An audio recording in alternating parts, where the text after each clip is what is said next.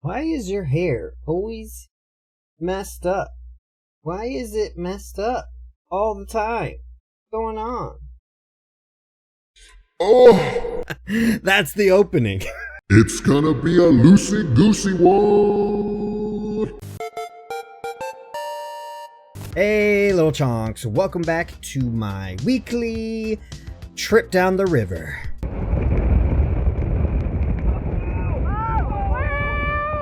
Today we're going to be talking about TikTok. Again. Why? Because that's where all the culture is. Did you know that when Russia gave us the Statue of Liberty, it was originally copper?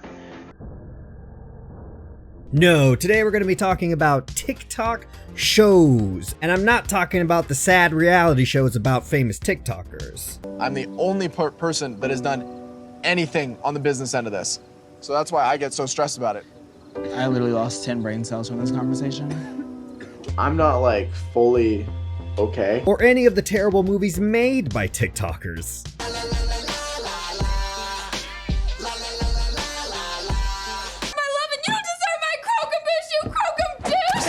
You're still alive.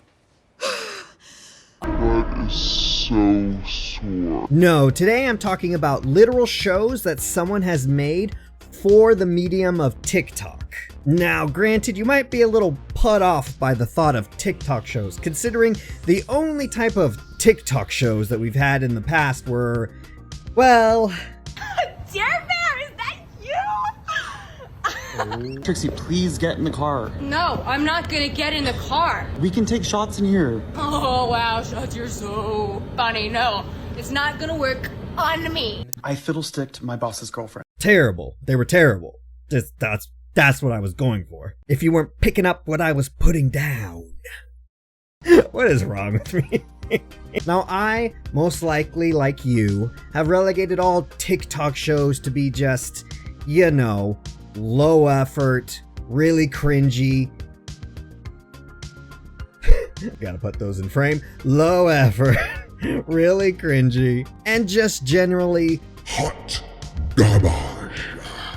until about a month ago, that is. Now, granted, I don't go looking for things on TikTok, alright? I just mindlessly scroll until something catches my little brain's attention. It's not up to me, it's up to Destiny. Now I was just mindlessly scrolling until I came across this. Okay, well, this certainly is not creepy at all. If you don't know, if you're just starting with this video, I inherited this house from my estranged grandmother, and I found notes and journals from her father about some kind of important family stuff down here. Okay, around that corner. Some kind of broken vase. Some kind of fucking cauldron. And oh shit. Holy shit. Okay, it is here. It is here. Just like my fucking great grandfather said in his journals. Holy shit. Now, this immediately caught my attention because I could tell, obviously, the guy in it was acting, you know, this wasn't a true story, but at the same time, I was still very intrigued at the story he was telling. So I did something I rarely ever do. I actually went on their page to look at what they were all about, and I found this. And he was very upfront about him being an author, and then below that, you can just see a little snippets into the story that he's telling. So he's very upfront about he's an author, he's a writer, you know, this is probably what he does. I didn't look up anything about him because, why would I? I ain't got time for that. I'm a single father. Right there, that's my son again. Did I mention that's my son? Did I mention it? Woo! Boop, boop, boop, boop, boop, boop, boop, boop. No, but he does incorporate, like, he's clearly wants to get this story out. I'm sure he would like to have a, you know, a book deal and all that stuff, which I think he honestly might deserve. You know, his story is pretty interesting. And that's what you have to go in realizing that, yes, this is done through like the medium of TikTok, as it being like real, real people's experience and stuff like that. The majority of TikTok is that.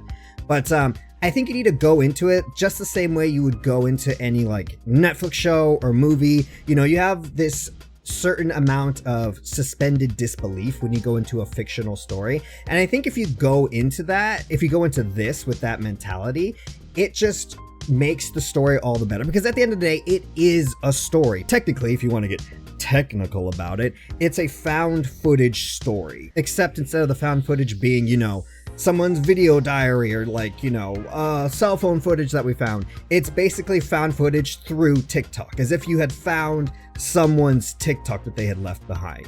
So it is a traditional story. It just has a little bit more to it because it's done through the medium of TikTok, which allows him to do things that you normally wouldn't be able to do with a traditional, format of just sitting in front of a screen and watching entertainment, which I will get into later, because I'm sure at this point you want to know what this story is all about. Why do I care? What's going on over here? Now, I'm not going to give everything away because I feel like you should watch it yourself. Also, I'm not a big fan of spoilers, but I am going to give you just a rough general overview of the beginning of the story, and you can see, for yourself where it's going to go. And like I said, I highly recommend watching it. It's a lot of content though, I will say that. I've been watching this stuff since I found it. I don't know how many hours I put in, but I'm only 3/4 of the way through the story, I think, and it's still going, which I kind of like because it hasn't stopped being interesting to me yet, which is rare, especially for stuff on TikTok. I fiddlesticked my boss's girlfriend. So the story basically starts with this guy. He's a single father of 2 daughters, and they're having a hard time in life. He's having trouble making ends meet, but then he gets a call that he has inherited a house from his grandmother, who just recently passed away. He doesn't have really that much of a connection with his grandmother because there was a falling out when he was about 5 years old with his mother, and obviously her mother, his grandmother. And so he doesn't really know too much about her, but obviously he's in a tight spot. So he picks up his whole family and moves them all down to Florida where the house is. And again, it's very much like a show. Like there's many scenes of him telling you this. Then there's scenes of them like on the road and having little like quirky things happen. And then of course they arrive at the house. Pretty normal stuff. They're just excited to, be in a new home. Plus there's all this stuff, that's theirs now, and they get to sort through it, and that's kind of exciting to them, coming from not having anything. And it's pretty innocuous, but there's always, if you're paying attention, there's little like hints of weird things, and it starts off slow. And that's what I'd say about this guy's writing, is that one, he's very good at building up anticipation and suspense, as well as planting little tiny nuggets here and there in his story that you don't think they're important at all. You most likely don't even really catch them until they're brought back later, and you're like, oh, that's what was happening. So it's a very good way of writing. It's a very good way to keep your audience engaged. Also trains them to constantly pay attention more, because once they realize that you're hiding things in your story, they're more prone to focus and look for more things that you hide. So it's a great way to keep people engaged, and that's part of the reason why I got caught up too, because I was like, oh, maybe I can see some things before they happen, and then whatever, that does something for me. I get off on it. So basically some weird things. He starts uncovering some mysteries. He starts getting some weird documents, some spooky things start happening. You start to see this guy's character as he's, just a single dad. He doesn't really believe in supernatural things. He's like a horror movie fan, but that's about it. And as he goes through the process, that slowly starts to change as weird, mysterious things happening. He starts to learn more about his family lineage, about his great-great-grandfather, and how he's connected to all these things around him and the town that they live in, all these churches, and he's done a lot of things. He's been involved in certain like old famous occult movies, and he was like the person who had the knowledge and like gave them the ideas and things like that. And so he starts to learn and starts to get interested in like, what's going on? Who is this guy that I didn't really know? And again, I don't think this is too much of a spoiler because it kind of happens pretty quickly, but basically you start to learn that his great grandfather was sort of like a pseudo monster hunter involved in all sorts of things, not just monsters, but like ghosts, demons, anything and everything that has to do with the occult, which I find it interesting, me personally. It's very reminiscent of like stories like, Supernatural did this, and what's the show that's coming out right now, or just came out? The one with the swords, The Witcher. The Witcher. The kind of, there's these people who haunt, bad things in the night, and that would be interesting enough, learning about all this, but it just, again, I don't want to spoil it, but it just keeps going, and he has several like offshoot storylines, and they're all very interesting, and they're all very well thought out. And I think that's the biggest thing, or the biggest difference that I see between this guy's show and other, compared to this, I don't even want to call the other things that we had shows, because it's the amount of effort that this man put into this little TikTok show that maybe, I'm glad people are finding it, but like there was a chance nobody would find it, and he put so much effort into it. It's a shame that more people aren't seeing it, and that's why I'm doing this video. I am just feel real inspired by this guy and what he's done, and I want people to appreciate the work that he put in, because let me tell you a little bit about the amount of effort this guy put into this, because he's not just doing what he could have done, where just film himself talking,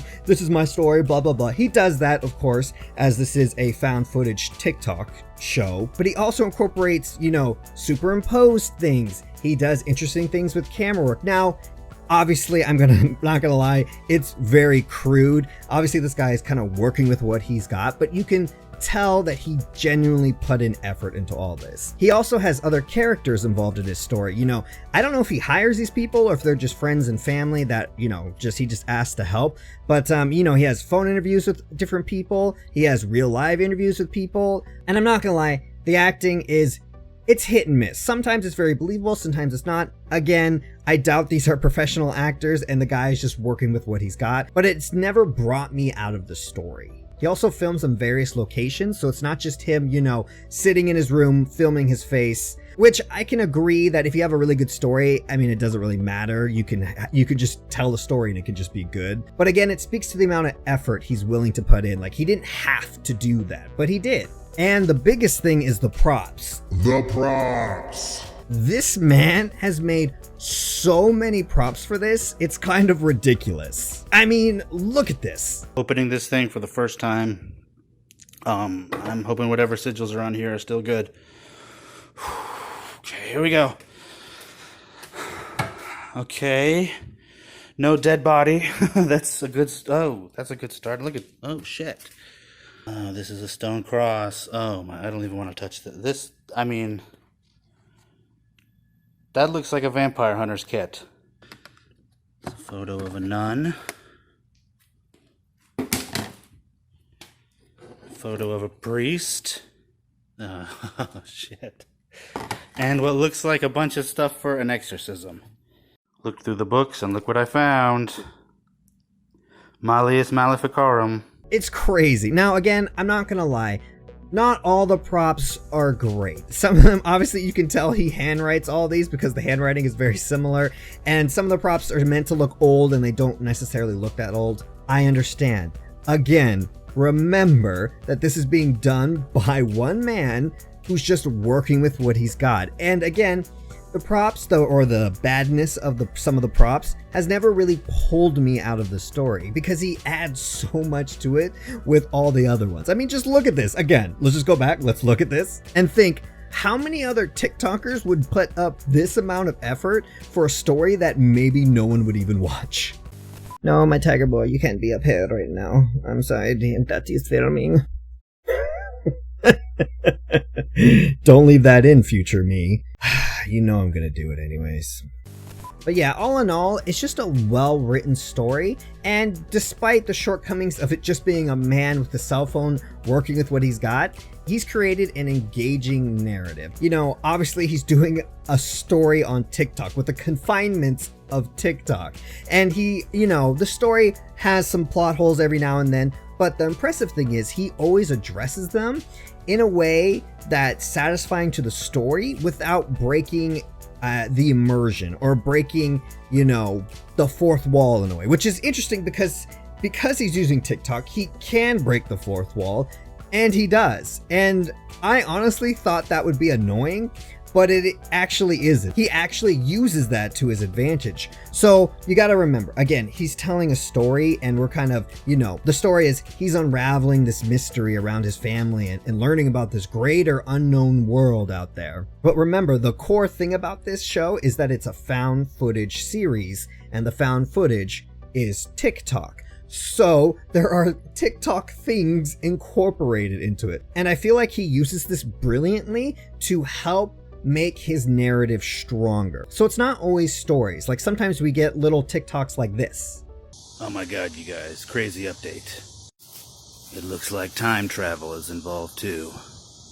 No, obviously not, but it's awesome that my neighbor has a DeLorean, so I wanted to show you guys. So he puts little snippets like this that have nothing to do with anything, as well as doing like trends of TikTok, like doing Stitch videos and trying to do fun little game things. And at first I really didn't like this because I was just interested in the story, and I was like, just tell me the story. Just, you know, I don't need these fun little things. But as it went on, I realized that this was a really smart thing to do, because a problem with a lot of narratives generally is that they want you to like their protagonist. The problem is you have to give your audience reasons to like your protagonist. And you don't always have the time, or sometimes you just completely forget to include all that, and you're just like, you should like this person. You should like this person. And the audience is like, why?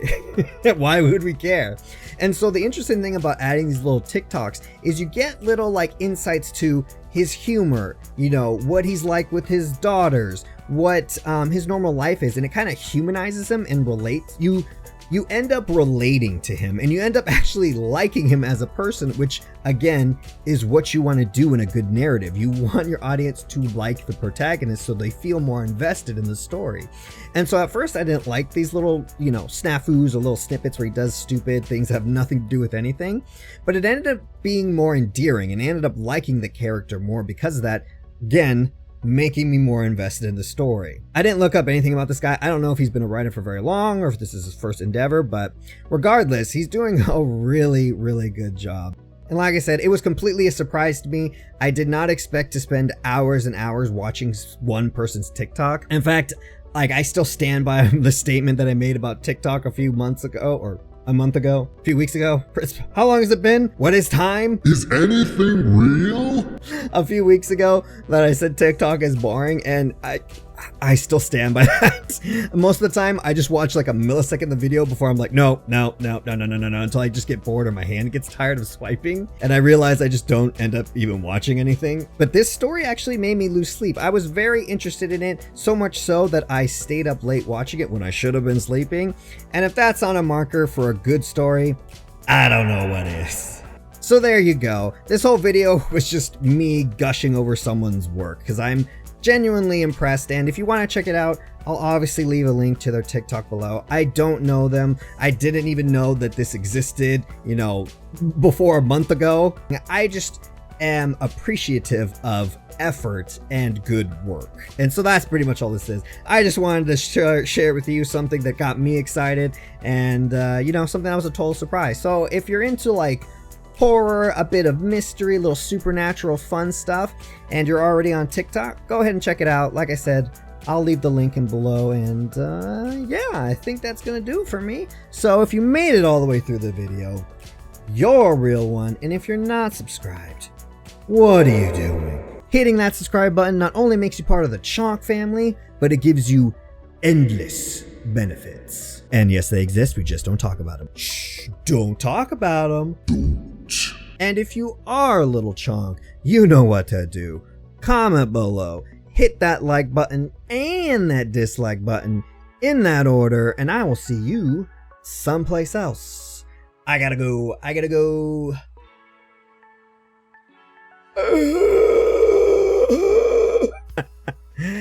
didn't have a joke that was relative to what I was talking about like I usually do.